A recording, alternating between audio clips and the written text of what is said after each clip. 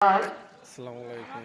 আজকে ঈদের নামাজ পড়তে এলাম। তোমার নামের দেখাচ্ছি দেখি আপনাদেরকে। ইশারা তোমার সামনে পূর্ণ তুরুপ হৃদয় জোড়ায় তোমার সামনে পূর্ণ তুরুপ হৃদয় জোড়ায় ও মদিনার কামলিওয়ালা সালাম তোমায় ও মদিনার কামলিওয়ালা সালাম তোমায় এই পৃথিবী সৃষ্টি তোমার নামের রসিলায় ও মদিনার কামলিওয়ালা সালাম তোমায় ও মদিনার কামলিওয়ালা সালাম তোমায় তোমার নামের আশিক যারা দো জাহানে ধন্য হলো তারা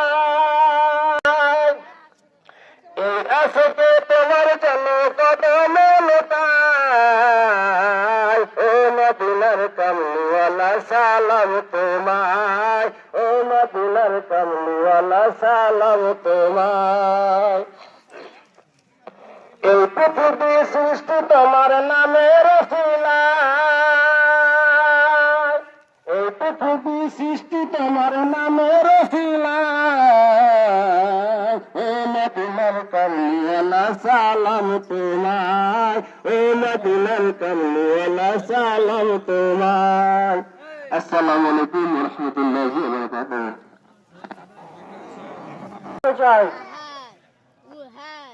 এই আল্লাহর জমিনে এই পৃথিবী প্রথমত হচ্ছে এক শান্তি সাথী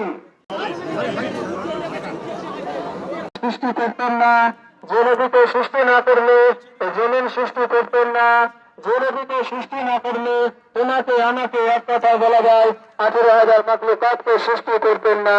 এই নবীর নামে আমরা সকল মিলে দরুদ পড়ি সাল্লাল্লাহু তাআলা আলাইহি ওয়াসাল্লাম। প্রিয় সাথী ভাই ও বন্ধুরা, আজ আমি আপনাদের সমক্ষে মাতা পিতা সম্পর্কে দু একটি কথা বলে আমার বক্তব্য এটি করে দেব। তাই মহান পথ আল্লাহ রাব্বুল আলামিন পবিত্র কোরআনুল কারীমের মধ্যে বলেন, وَقَضَىٰ رَبُّكَ أَلَّا تَعْبُدُوا إِلَّا إِيَّاهُ وَبِالْوَالِدَيْنِ إِحْسَانًا। অর্থাৎ তোমরা তোমাদের প্রতিপালককে দেখে ভয় করো, তোমরা তোমাদের প্রতিপালক ছাড়া অন্য কারো উপর সিজদা দিও না। তারপরে করো না, কেননা আল্লাহ রাব্বুল আলামিন কোরআনুল কারীমের মধ্যে বলেন,